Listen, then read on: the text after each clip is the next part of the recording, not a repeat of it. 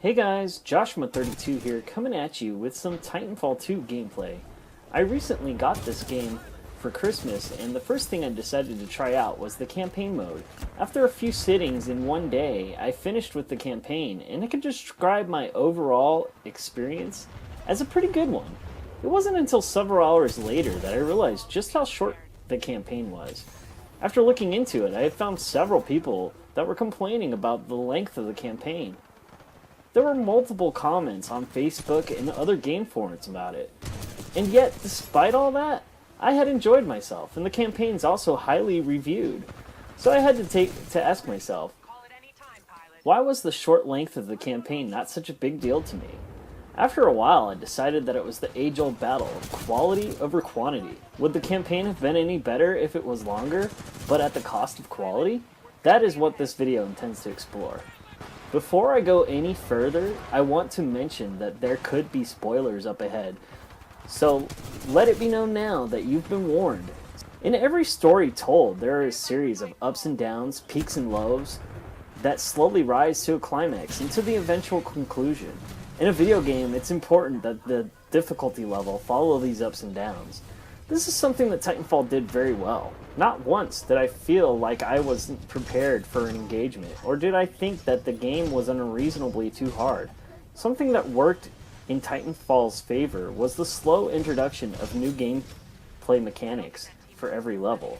This helped make every part of the game different, and also helped you to understand the different aspects of multiplayer gameplay. The level effect and cause is a decent example of this.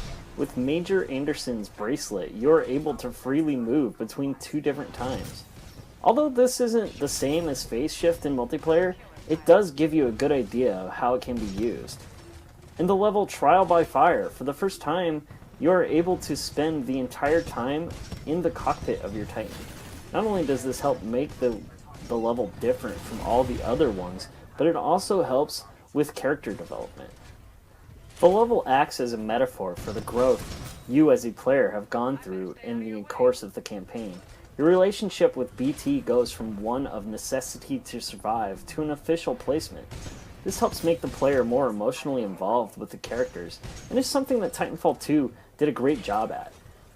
Every now and again, the option to choose a way to react to BT in the situation at hand also helps with this. Because the game gave you some form of agency with the conversation, it creates more of an immersion effect. This isn't the only way that Titanfall gets you to care. Remember the beacon? The throws were an exercise in trust, and although it did feel a bit cliche when BT catches you at the end of the level, that part of the story does its job of getting the player to emotionally involved. You see, the story in Titanfall really isn't anything new or overly groundbreaking. It's the bond that the game creates between the pilot and Titan that sets it apart. It wasn't just one part of the game that helped make this possible. There were multiple parts working together in specific ways to get this to work. Messing around with any part of the campaign would have more than likely been bad for the overall experience. In the end, that's why I wouldn't want the campaign any longer than it was. It was enjoyable to me despite the short length. If any aspect of the campaign had been changed, then the effect that the devs were going for would have fallen apart. But that's enough about how I feel. What do you guys think? Leave a comment down below. Let me know. And I hope you enjoyed this episode. If you did, drop a like. If you want to see more, go ahead and subscribe. I just recently started playing this game, so I'm not very good at it just yet, but I do plan on making some multiplayer videos. I also post a lot of Plants vs. Zombies Garden Warfare 2 content every week, so until next time, I'll catch you guys later.